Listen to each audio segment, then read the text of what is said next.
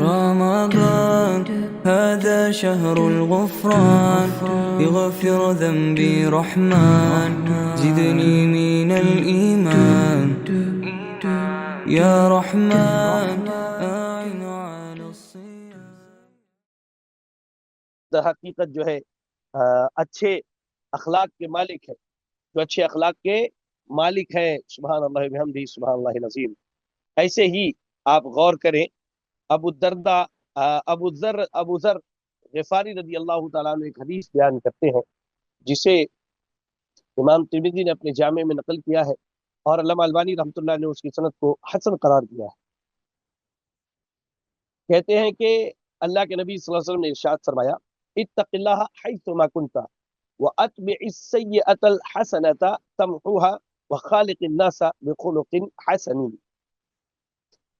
کہا کہ جہاں کہیں بھی رہو اللہ تعالیٰ سے ڈرتے رہو، اللہ کا تقوی اختیار کرو، گناہ کرنے کے بعد نیکی کرو، بے شک نیکی اس گناہ کو مٹا دیتی ہے، اور لوگوں سے جب ملاقات کرو تو اچھے اور بہترین اخلاق کے ذریعہ ملاقات کرو. اب آپ غور کیجئے، یہ عظیم الشان حدیث 3 جملوں پر مشتمل ہے، اور اہل علم اس کی تشریح کرتے ہوئے فرماتے ہیں کہ پہلا جو اس میں اصل ہے، پہلا جو جملہ ہے، اتق اللہ حیثما کنت، جہاں بھی رہو اللہ سے ڈرتے رہو، تو کہتے کہ یہ ایک ایسا اصول ہے کہ جس کی بنیاد پر، تقوی کی بنیاد پر بندہ اللہ سے اپنا معاملہ ٹھیک کر لیتا ہے.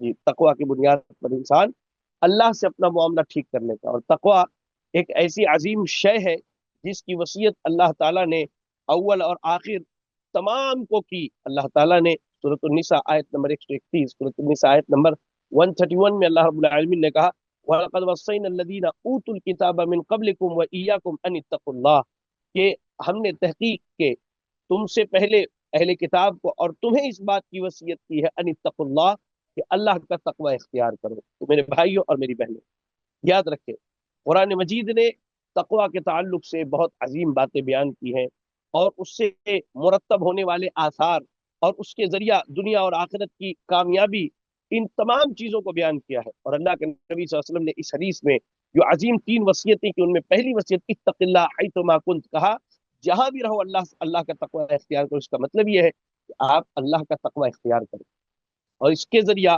اپنے اور اپنے رب کے درمیان کے معاملات کی اصلاح کر لیں. ایک اہم بات یہ بتاؤں، تقوی کیا چیز ہے؟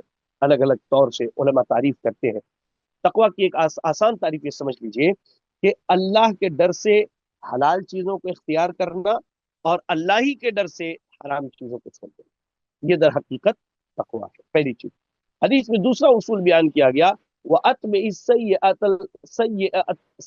الْحَسَنَةَ تَمْحُوهَا، کہا کہ گناہ کے بعد نیکی کرو، بے شک یہ نیکی اس گناہ کو مٹا دیتی ہے.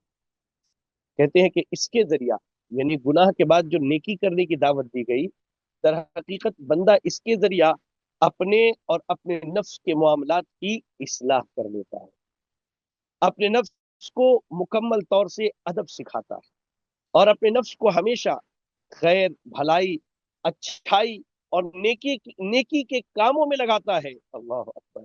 اس کے بعد نفس اس کا اتنا عادی ہو جاتا ہے کہ اس کے بعد وہ صرف نیکیوں کے، خیر اور بھلائی کے کاموں میں ہی دلچسپی لیتا ہے.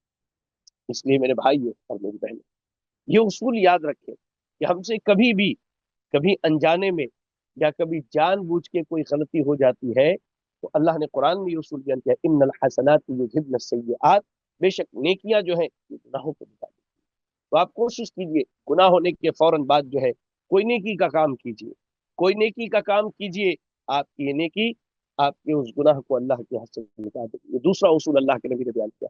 اور تیسری اہم بات، وخالق الناس بخلق حسن، لوگوں کے ساتھ جو ہے اچھے اخلاق سے پیش آؤ. تو اچھا اخلاق کیا ہے؟ اچھا اخلاق وہی ہے جو ابن آدم کے سردار جناب محمد رسول اللہ صلی اللہ علیہ وسلم کے اخلاق. اگر کوئی اللہ کے نبی صلی اللہ علیہ وسلم کے اخلاق کی مکمل اخلاق کو جاننا چاہتا ہے، تو اس کے لیے ضروری ہے کہ اللہ کے نبی صلی اللہ علیہ وسلم کی سیرت طیبہ کا مطالعہ کرے، آپ کے اخلاق و اطوار کو پڑھے. اللہ اکبر. اللہ تعالیٰ نے آپ صلی اللہ علیہ وسلم کو سب سے زیادہ کامل، اکمل मुकम्मल और अखलाक की तमाम तर खूबियों से नवाजा। और एक मुसलमान की ज़िंदगी में वही अखलाक चाहिए जिन अखलाक के ज़रिया जो है अल्लाह के नबी सल्लल्लाहु अलैहि वसल्लम ने बड़े बड़े बड़े बड़े कुफ़ार अल्लाह के नबी के जिन अखलाकों को देख करके दीन इस्लाम में दाखिल हो। आज हमारा मामला ये है कि बद अखलाकी में हम सबसे ऊपर। अल्लाह अकबर। मैं आपको एक वाक़या सुनाता हूँ। पढ़ाई के दौर में जब मैं जामिया सिलसिला में पढ़ता था, ये हदीस आई जो मैं आपको सुनाने वाला हूँ। तकरीबन हम हमें जो किताब पढ़ाई जाती है वो बड़े पेज का होता है। ये हदीस 1.5 सफ़हात में है।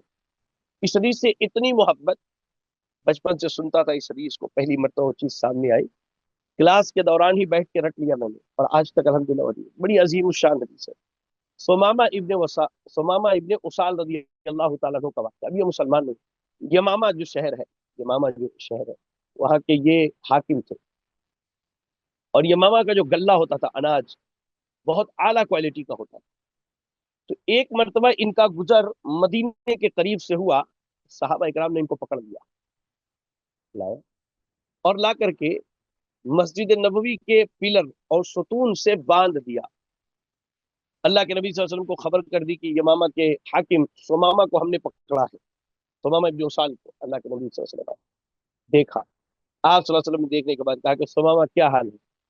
सुमामा कहते इन तख्तुल ज़ाद मिन व इन तुनइम अला शाकिर। कहा कि अगर मुझे कत्ल कर दोगे, फिर मेरे कत्ल के बदले में मेरे खानदान वाले तुमसे बदला लेंगे, और मुझ पर एहसान करके मुझे छोड़ दोगे तो तुम एक ऐसे शख्स पर एहसान करोगे जो दूसरों पर एहसान और दूसरों के साथ भलाई करेगा। अल्लाह के नबी सल्लल्लाहु अलैहि वसल्लम ने कुछ नहीं कहा। सहाबा को कहा कि सुमामा का देखभाल करो, चले। दूसरे दिन आए, वही सवाल वही जवाब। फिर आपने सहाबा को कहा कि सुमामा की देखभाल करो, चले। तीसरे दिन आए, वही सवाल वही जवाब। अल्लाह के नबी सल्लल्लाहु अलैहि वसल्लम ने कहा कि सुमामा की देखभाल करो। चौथे दिन अल्लाह के नबी सल्लल्लाहु अलैहि वसल्लम ने कहा कि सुमामा को आजाद कर दो। सुमामा को आजाद कर दिया गया। खुद वो बयान करते सुमामा इब्न उसाल कि मैं मस्जिद नबी से निकला, सामने खजूर के एक बागीचे में मुझे पानी बहता हुआ दिखा। मैं वहां गया, नहा धुल के साफ सुथरा हुआ, और उसके बाद भागे भागे अल्लाह के नबी के पास आया और आकर के कहा कि ए मोहम्मद सल्लल्लाहु अलैहि वसल्लम, आज तक जमीन पर मुझे सबसे ज्यादा कोई चेहरा नापसंद था तो आपका चेहरा था, और आज मैं सबसे ज्यादा मोहब्बत आपके चेहरे। आज तक मुझे सबसे ज्यादा नापसंद अगर कोई दीन था तो आपकी शरीयत, शरीयत इस्लामिया थी। आज मैं सबसे ज्यादा इससे मोहब्बत करता हूँ।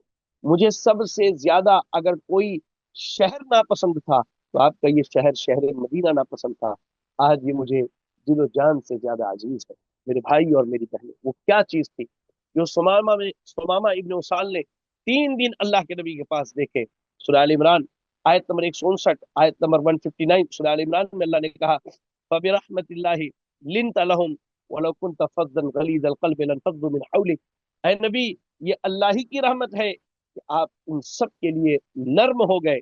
याद रखें, हम पूरी दुनिया की दौलत खर्च करके अपने दिल को नर्म नहीं बना सकते।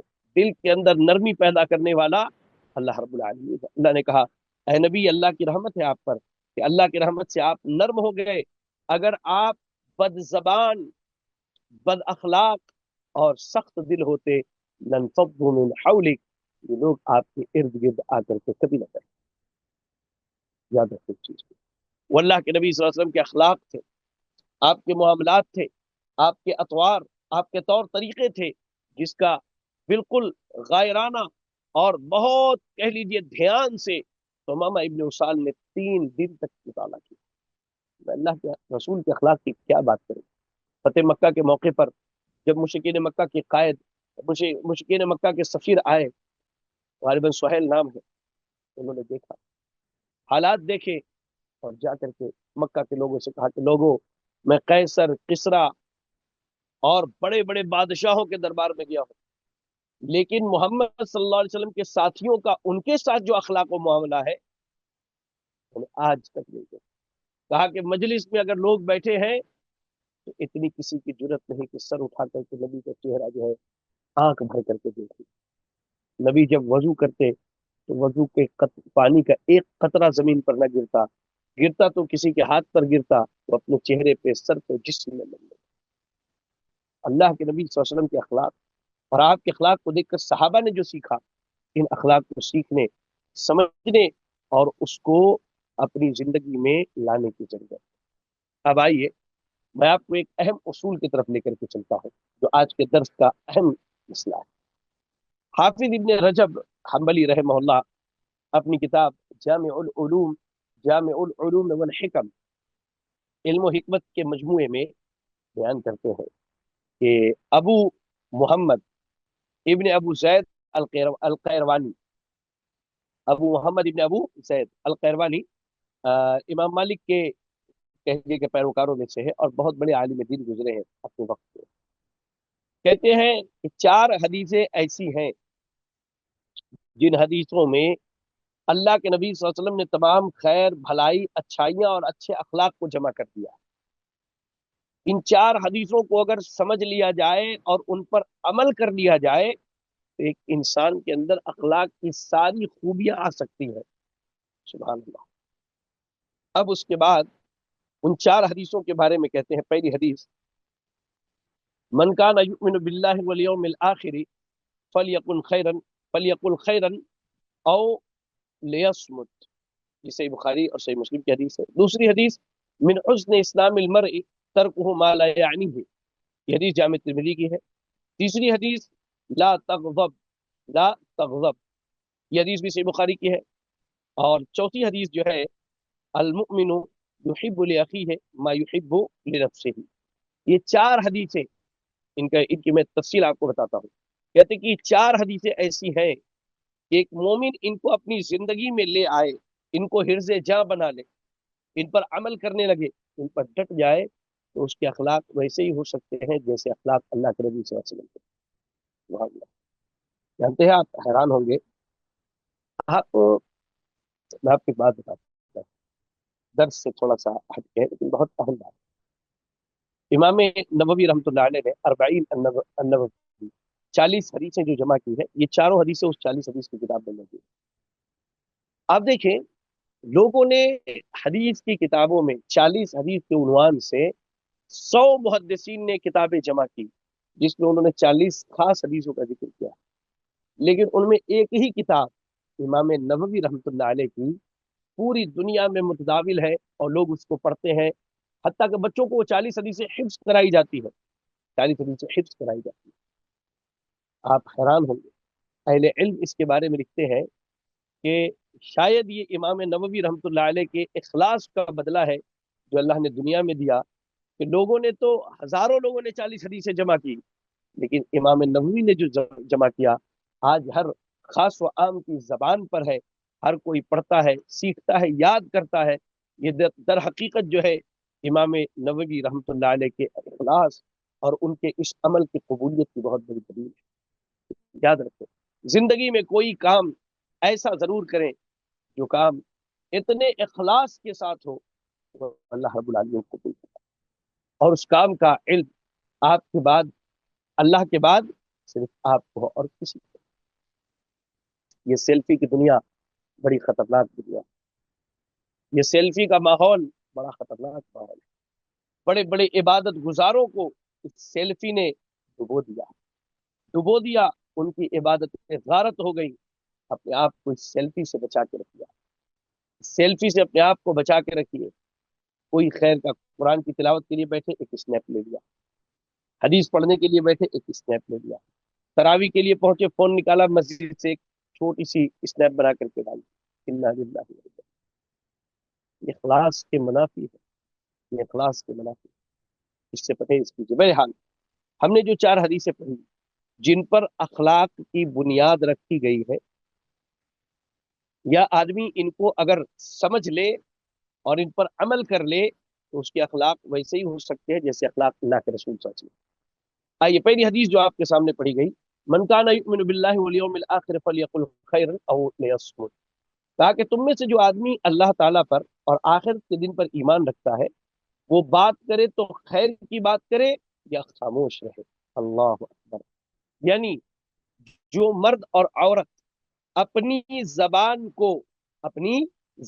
کو خیر کی باتوں میں نہ لگائیں یا اپنی زبان کی حفاظت نہ کرے، ان کے اخلاق اچھے نہیں ہوتے۔ انہی کے اخلاق اچھے ہیں جو اپنی زبان کی حفاظت کرتے ہیں۔ جی ہاں، اس کا مطلب یہ ہے کہ بات کرتے وقت جو ہے آدمی اپنی زبان کا خیال کرے کہ اپنی زبان سے کیسی بات کر رہا ہے، کیا اس بات کا تعلق کسی فائدے سے ہے یا اس کا تعلق کسی نقصان سے۔ اس لیے کہ اگر فائدے سے ہے تو بیان کرے، اور اگر نقصان سے ہے تو خاموش ہو جائے۔ کیسے؟ فلیقل خیر او لیصمت، کہے تو خیر کی بات کہے یا وہ خاموش ہو جائے، یعنی بولنے سے پہلے غور و فکر کر لے، اس لیے کہ جب تک ہم نے بولا نہیں ہے ہم اپنے بات کے مالک ہیں۔ بول دینے کے بعد بات کی حیثیت ایسی ہوتی ہے جیسے تیر کمان سے تیر نکل چکا ہو، تیر نکل چکا ہو۔ اللہ اکبر۔ میرے بھائیو، یاد رکھو، جب آپ اور ہم بات کرتے ہیں تو ہماری بات تین حالت سے خالی نہیں ہوتی ہے۔ یا تو خیر کی ہوتی ہے، اگر خیر ہے تو بولیے، بالکل بولیے۔ دوسری چیز ہے یا تو شر ہوتی ہے جسے ہم جانتے ہیں، مثال کے طور پہ غیبت ہے، جھوٹ ہے، مذاق اڑانا ہے، چغل خوری کرنا ہے، اس طرح کی باتیں ہوتی ہیں۔ اس وقت ہمیں اگر معلوم ہے کہ یہ بات ایسی چیز سے تعلق رکھتی ہے جس کا تعلق شریعت نے شر سے بنایا ہے، فلیقل خیرا او لیصمت کے تحت خاموش ہو جائے۔ اور تیسری بات یہ ہوتی ہے جو مشتبہ ہوتی ہے، جس میں خیر اور شر دونوں کا گمان ہوتا ہے، تو اس میں بھی بہتر ہے کہ آدمی خاموش رہے۔ اللہ کے نبی صلی اللہ علیہ وسلم نے کہا فمن اتقى الشبہات فقد استبرأ لدینہ وعرضہ، اور جو آدمی شبہات سے بچ گیا اس نے اپنے دین و عزت دونوں کی حفاظت کر لی۔ اور کہا دع ما یریبک ما یریبک الی ما لا یریبک، کہا کہ شک شبہ ہے تو اسے چھوڑ دو۔ تو تین حالت سے ہماری بات خالی نہیں ہوتی، ایک تو حق خیر جو ہم جانتے ہیں، ایک شر جو ہم جانتے ہیں، خیر ہے تو بولیے، شر ہے تو رک جائیے، اور شک شبہ ہے وہاں پہ رک جائیے۔ آپ کے دین اور عزت کی حفاظت کا ذریعہ ہے۔ تو یاد رکھیں، پہلی بنیاد یہ ہے کہ آدمی جب بات کرے تو خیر کی بات کرے، ورنہ یاد رکھیں اسی زبان کی وجہ سے اللہ کے نبی صلی اللہ علیہ وسلم کہتے ہیں اے معاذ، تمہاری ماں تمہیں گم پائے، کیا لوگ جہنم میں چہرے کے بل اپنی زبان کی کمائی کی وجہ سے گھسیٹ کے نہیں ڈالے جائیں گے؟ یہ سلام، اللہ ہمیں اور آپ کو جہنم سے محفوظ۔ تو اخلاق کے اصول میں پہلا اصول یہ ہے کہ اپنی زبان کی حفاظت کیجیے۔ بات کیجیے تو نرمی سے بات کیجیے، بات کیجیے تو خیر کی بات کیجیے۔ چگلی، غیبت، جھوٹ، مذاق، چغل خور، ان ساری چیزوں سے اپنی زبان کو پیک کر لیجئے، بند کر لیجئے۔ انشاءاللہ آپ اخلاق کے ایک اسٹیج پر چڑھ جائیں گے، آپ اچھے اخلاق کی ایک سیڑھی چڑھ جائیں گے۔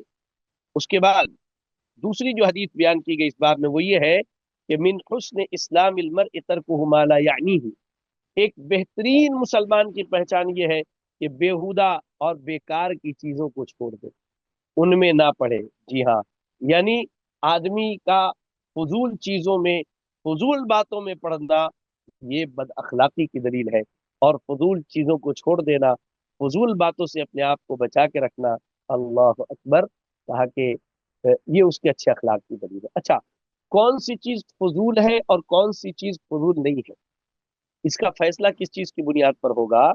تو کہتے ہیں کہ اس کا فیصلہ شریعت کرے گی، ہماری نفسانی خواہشات نہیں۔